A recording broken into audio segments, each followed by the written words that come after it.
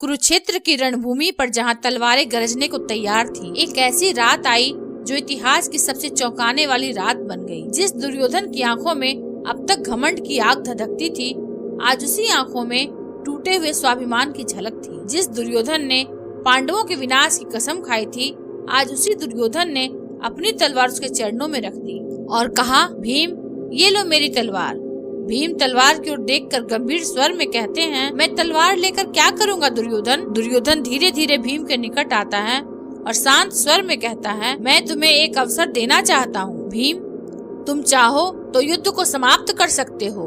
भीम गुस्से में बोले, जो कहना है साफ साफ कहो, मैं सीधी बात करता हूँ और सीधी बात ही समझता हूँ। दुर्योधन गंभीर होकर बोलता है, अब इस युद्ध को रोकने के केवल दो ही रास्ते हैं। पहला, मैं तुम पांचों पांडवों का वध कर दूं और दूसरा, तुम पांचों मिलकर मेरा वध कर दो। भीम कुछ क्षणों के लिए चुप हो जाते हैं। दुर्योधन आगे कहता है, इन्हीं दो में से एक बात होने पर ही यह युद्ध रुक सकता है भीम, पर आज मैं चाहता हूँ कि तुम दूसरा रास्ता चुनो और मुझे इसी क्षण समाप्त कर दो। युद्ध नहीं होगा, हजारों योद्धा नहीं मरेंगे, बस तुम्हारा एक प्रहार और सब कुछ समाप्त। भीम ने धीमे स्वर में कहा, मुझे अपनी आंखों और कानों पर विश्वास नहीं हो रहा है। तुम वही दुर्योधन हो जिसका सिर सदैव अहंकार से ऊंचा रहता था, आज वो नम्रता से झुका हुआ है। तुम्हारी आंखें जिनमें नफरत की आग धधकती थी, आज उनमें पश्चाताप की राख दिख रही है, और वह जुबान जिससे अब तक जहर टपकता था, आज आंसुओं से भीगी बातें कर रहे हो। कहीं यह कोई छल तो नहीं? कहीं इस परिवर्तन के पीछे तुम्हारा कोई षड्यंत्र तो नहीं छुपा है? दुर्योधन बोला, नहीं भीम, यह कोई चाल नहीं है, यह एक योद्धा की आत्मा की चीख है। यह उस क्षण का परिणाम है जब मुझसे एक ऐसी भूल हो गई जिसने क्षत्रिय धर्म को लज्जित कर दिया, मर्यादाओं का उल्लंघन किया और वीरता की परंपरा को कलंकित किया। मैंने केवल एक अपराध किया है भीम, केवल एक अपराध। भीम गुस्से में बोले, क्या तू उसे केवल एक अपराध कह रहा है?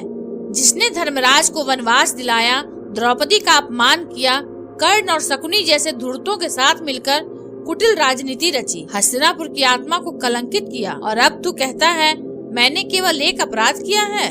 दुर्योधन बोला, हाँ भीम, मैंने केवल एक अपराध किया है, क्योंकि इन सब के मूल में वही एक अपराध था। बाकी जो कुछ भी किया उस पर मुझे आज भी कोई पश्चाताप नहीं है, लेकिन उस एक अपराध ने मेरी आत्मा को छेद डाला। भीम ने धीमे स्वर में पूछा, आखिर ऐसा कौन सा अपराध था जिस पर तुम जैसा कठोर और निर्दय व्यक्ति भी लज्जा का अनुभव कर रहा है? दुर्योधन धीमे स्वर में बोला, भीम, मैं तुम्हारे पौत्र का अपराधी हूँ। भीम ने चौंकते हुए कहा, बर्बरिक का? तुमने उसके साथ क्या किया है? दुर्योधन कांपते स्वर में बोला, मैंने क्षत्रिय धर्म को भूलकर उस वीर बालक को चेत अवस्था में, जब वह निहत्था था, उसे मारने का प्रयास किया। मैंने पाप किया है भीम, और मैं यह जानता हूँ, परंतु मेरा स्वाभिमान मुझे उसके सामने सिर झुकाने नहीं देता। इसलिए मैंने तुम्हें रात्रि में अकेले यहाँ बुलाया है। यदि तुम चाहो तो मेरे इस पाप का प्रायश्चित कर दो, या मेरा सिर मेरे धड़ से अलग कर दो। भीम गंभीर स्वर में बोले, दुर्योधन, जब कोई पुरुष अपनी अंतरात्मा की पुकार सुनता है और भीतर ही भीतर लज्जा से जलता है, तो वह अपने आप में सबसे बड़ा दंड भोगता है, और वह दंड तुम पहले ही पा चुके हो। भीम आगे बोले, मैं तुम्हारा वध आज नहीं करूंगा। यह दया नहीं है, बल्कि इसलिए कि मैं तुम्हें रणभूमि में मारना चाहता हूँ। यदि मैं आज तुम्हें मार दूं, तो मैं उस दुर्योधन को मारूंगा जो नम्र है, लज्जित है, अपने पाप के बोझ से पीड़ित है।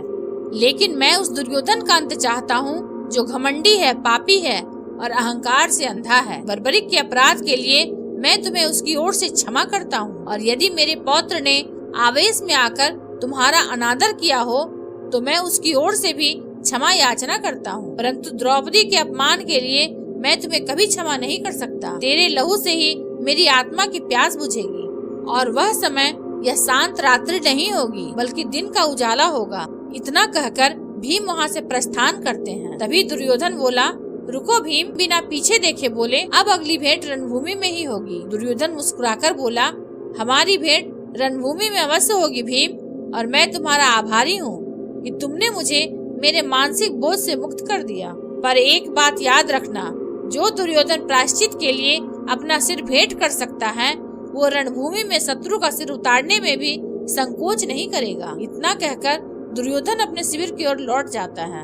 अगर आपको यह वीडियो अच्छा लगा हो तो चैनल को लाइक, शेयर और सब्सक्राइब अवश्य करें। आपका लाइक और कमेंट हमारे लिए प्रेरणादायक है, हमें अच्छा करने की और प्रेरणा देता है। धन्यवाद।